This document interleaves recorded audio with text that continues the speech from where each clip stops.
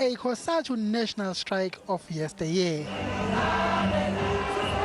All but a distant memory now. We have the responsibility not to undermine the fight against this deadly coronavirus that has killed so many of our compatriots. We shall be convening socially distanced pickets and motorcades across all the 9 provinces and in many of our identified towns and cities. But across town, former COSATU General Secretary Zolenze Mavavi is encouraging his members to come out onto the streets. We will be in the streets.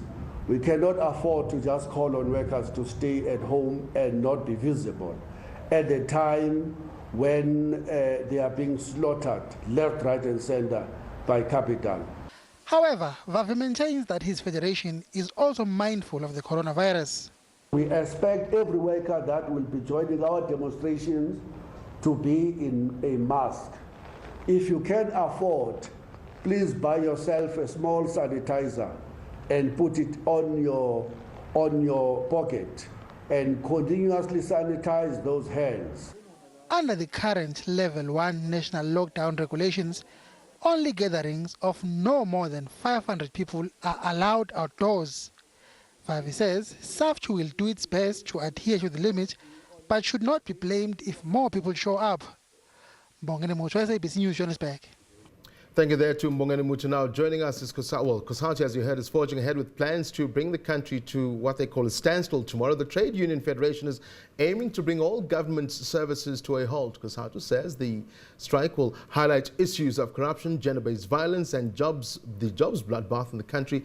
It's called on all workers to stay awake from work tomorrow. The strike comes at a time when millions of workers in South Africa in the private sector have either lost their jobs or have received salary cuts. For more on this, we are joined now on the line, First Deputy President Michael Shingange. Michael, thank you very much indeed for joining us on the agenda. Speak to us. What are your plans for tomorrow? Yes, good morning, Tavis and listeners. Look, first let me clarify that it's not only the public service that are going on strike. It is members of the federations across the sectors, but of course in other federations that are going to be joining us.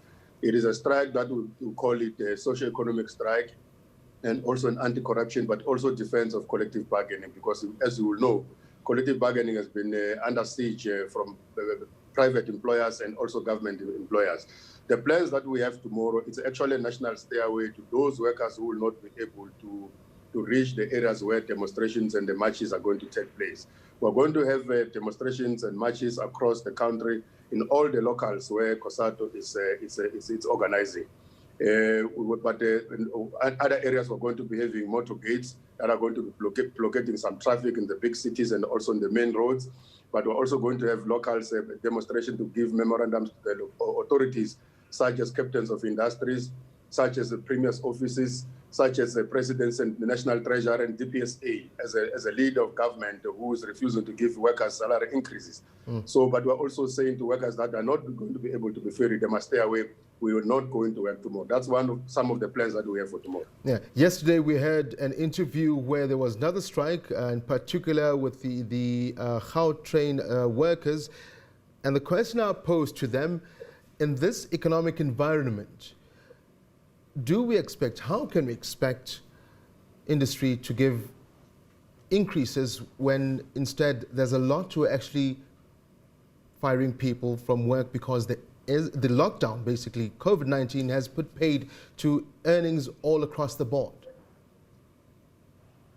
Look, the reality is that it's either workers stay at home and get retrenched and die of hunger, or they must go out and fight because this thing of the COVID-19 should not blind South Africans to think that the crisis of unemployment and retrenchments that we are having today, it's as a result only of COVID-19. You will know that the workers have been facing retrenchments even before COVID-19. Actually, the rate of unemployment was growing. Our economy was already been downgraded by the time we went to COVID-19.